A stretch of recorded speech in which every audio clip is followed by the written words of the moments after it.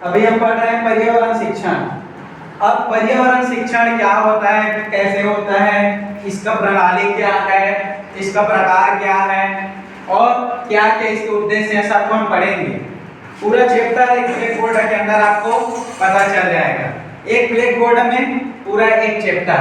तो देखते हैं पर्यावरण शिक्षण क्या होता है। शिक्षण का अर्थ होता है, क्या होता है शिक्षण, किस होता है, सीखना सिखाना। शिक्षण का अर्थ होता है सीखना सिखाना। अब सीखने सिखाने की प्रक्रिया कब से प्रारंभ होती है, हम जब जन्म लेते हैं उसी समय से हम क्या सीखना प्रारंभ कर देते हैं।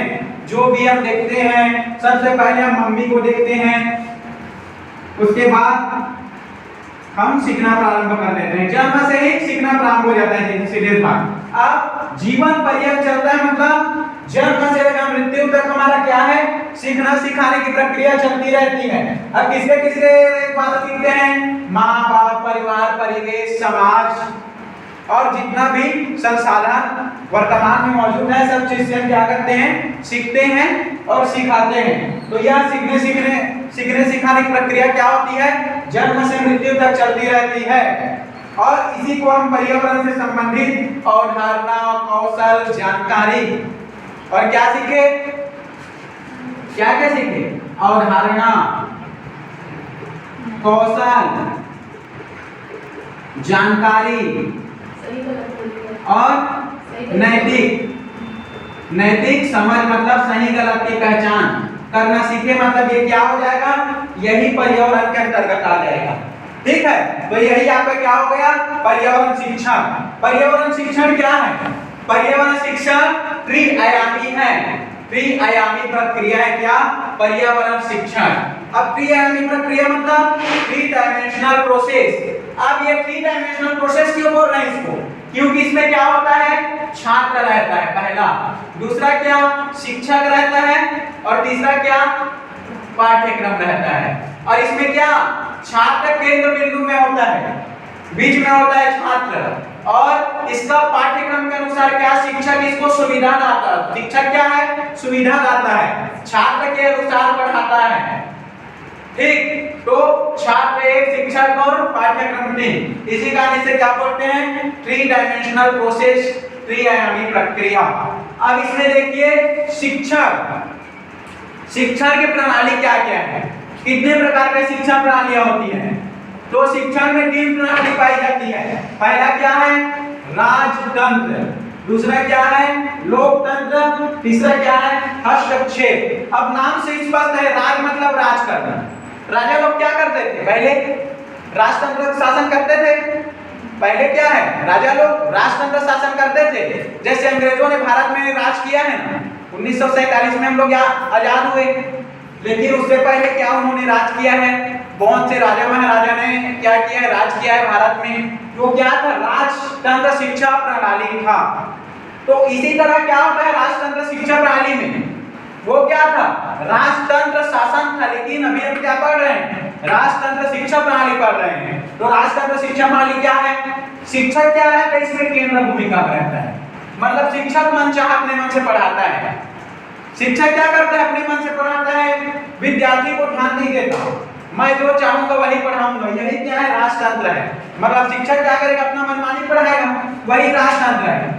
इसका मूल्य क्या है, मूल्य एकात्मक होता है। मतलब शिक्षक अपना ही देखता है, अपना ही, मतलब मैं जैसा चाहूं वैसे ही करूंगा, मेरे को अच्छा लगना चाहिए, छात्रों को अच्छा लगे या ना लगे। मतलब ये क्या है, एकात्मक अपना ही सोच रहे, एकात्मक मूल्य है। और ये क्या है, तानाशाही रवैया है। तानाशाही रवैया है, बच्चों को ध्यान दे नहीं रहे, बच्चा सीख रहे हैं या नहीं सीख रहे उसको देख नहीं रहे। मतलब क्या है, शिक्षक वहां पर तानाशाही भूमिका में है, तानाशाही। अब इधर देखो दूसरा, लोकतंत्र शिक्षा प्रणाली, जनता के द्वारा जनता के लिए शासन। क्या है, लोकतंत्र शासन था, जनता के द्वारा जनता के लिए शासन क्या है, लोकतंत्र शासन है। तो इसमें क्या, लोक मतलब लोक मतलब जनता। तो जनता के द्वारा शिक्षा, जनता के अनुसार शिक्षा क्या है, लोकतंत्र शिक्षा प्रणाली है। अब इसमें हम जनता के अनुसार शिक्षा देंगे, मतलब हम शिक्षा किनको देंगे, बालक को देंगे। तो इसमें बालक केंद्र भूमिका में रहेगा। अब इसी का लोकतंत्र शिक्षा का अन्य नाम क्या है? तो अन्य नाम है बाल केंद्रित शिक्षा प्रणाली। लोकतंत्र शिक्षा प्रणाली को हम क्या बोलते हैं? बाल केंद्रित शिक्षा प्रणाली इसका अन्य नाम है। शायद ही कोई जानता होगा लोकतंत्र बोलते हैं वो, ठीक है। अब इसका मूल्य क्या है? मानवीय। मूल्य क्या है? मानवीय। मतलब हम क्या मानव के अनुसार शिक्षा देंगे, बच्चों के अनुसार शिक्षा देंगे, कौन गरीब है, कौन अमीर है, कौन मध्यम वर्ग से आया है, सबको एक साथ लेकर के बराबर शिक्षा देंगे इसमें, जिसमें बच्चे अच्छे से समझ सके, उनको उनका ज्ञान प्रभावी हो, स्थायी हो, रुचिपूर्ण हो। इस तरीके से क्या लोकतंत्र शिक्षा देंगे। इसमें क्या है? अंतःक्रिया होता है, बच्चों में एक दूसरे से अंतःक्रिया होता है, शिक्षक छात्रों से प्रश्न पूछता है, छात्र शिक्षक से प्रश्न पूछता है, तो उसमें क्या होता है? इंटरेक्शन होता रहता है। इंटरेक्शन क्या क्या होता है? लर्नर लर्नर इंटरेक्शन, और टीचर लर्नर इंटरेक्शन, टीचर और सामग्री इंटरेक्शन, टीचर मटेरियल इंटरेक्शन और छात्र मटेरियल इंटरेक्शन। 4 प्रकार का अंतःक्रिया होता है, छात्र छात्र, शिक्षक छात्र, छात्र सामग्री और शिक्षक सामग्री। तो ये प्रकार से 4 प्रकार की अंतःक्रिया होता है, वो सब इसमें होता है, ठीक है। लोकतंत्र शिक्षा प्रणाली में यही छात्र को ध्यान में रख करके ये शिक्षा है, इसी का अन्य नाम बाल केंद्रित है। अब इसमें तीसरा देखते हैं, हस्तक्षेप रहित शिक्षा प्रणाली। हस्तक्षेप रहित मतलब सीधी बात, इसमें किसी का कोई हस्तक्षेप नहीं होता, कोई इसमें टोका टाकी नहीं करते, कोई किसी इसमें छात्रों को परेशान नहीं करते। अब ये क्या रहता है? इसमें स्वतंत्र व्यवहार होता है। क्या? स्वतंत्र व्यवहार। और हस्तक्षेप रहित शिक्षा प्रणाली का अन्य नाम है सृजनात्मकता शिक्षा प्रणाली, क्रिएटिविटी टीचिंग। इसी को इसमें क्या होता है? रचनात्मक मूल्य की प्राप्ति होती है और बालक केंद्र में रहता है। बालक जो चाहता है, जैसा करता है वैसे करता है, समाज में घुल मिल खेल करके सीखता है, समाज से इंटरैक्ट करके सीखता है। यही क्या है? हस्तक्षेप रहित। बच्चा अपने मन से सृजनात्मक करता है, क्रिएटिविटी करता है, नए नए चीज को बनाता है, देखता है, तोड़ता है, फोड़ता है, उससे बच्चा क्या करता है? सीखता है। यही क्या है? हस्तक्षेप रहित शिक्षा प्रणाली है। अब देखते हैं शिक्षण के प्रकार। शिक्षण कितने प्रकार का होता है? शिक्षण 3 प्रकार का होता है। शिक्षण कितने प्रकार का होता है? 3 प्रकार का होता है। औपचारिक शिक्षण,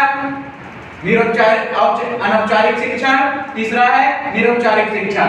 इसको बोलते हैं औपचारिक को फॉर्मल एजुकेशन या फॉर्मल टीचिंग। इसको क्या बोलेंगे?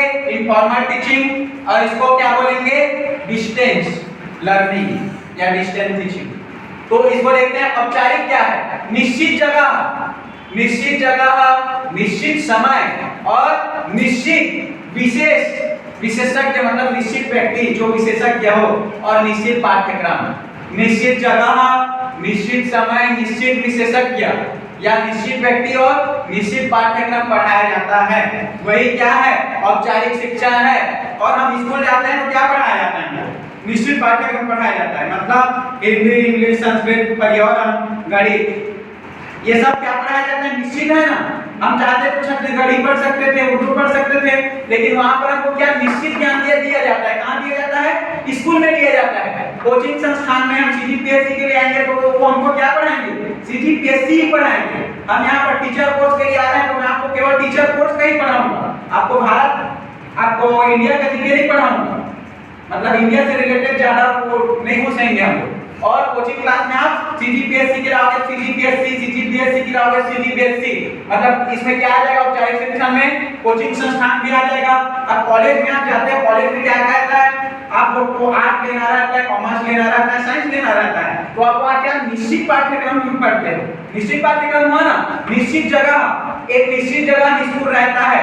जागीर का डीडी प्लाजा, प्रधान अकेडमी, यहाँ पर हमारे क्या निश्चित कोचिंग का जगह है। और हम आपका समय क्या है? 7 से 10। आपका समय क्या है? सुबह मॉर्निंग 7 से 10 पढ़ रहे हैं, तो निश्चित समय में पढ़ रहे हो ना।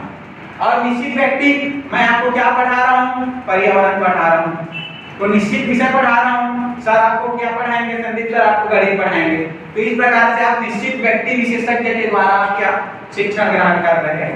यही क्या है? औपचारिक शिक्षा है। अब अनौपचारिक शिक्षण देखते हैं। अनौपचारिक शिक्षण क्या है? अनौपचारिक मतलब आप जन्म लेते हो, जन्म से आप जो भी देखना प्रारंभ कर देते हो, जन्म से ही प्रारंभ हो जाता है अनौपचारिक शिक्षण। मतलब जन्म लेते हो, जो देखते हो, समाज में अंदर क्रिया करते हो, समाज, संस्कृति, परिवार, आर पड़ोस, खेल से जो जो सीखते हो वो सब अनौपचारिक है।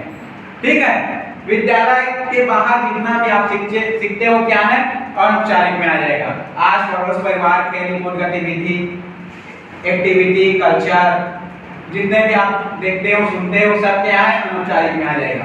अब निरौपचारिक, निरौपचारिक मतलब होता है डिस्टेंस लर्निंग।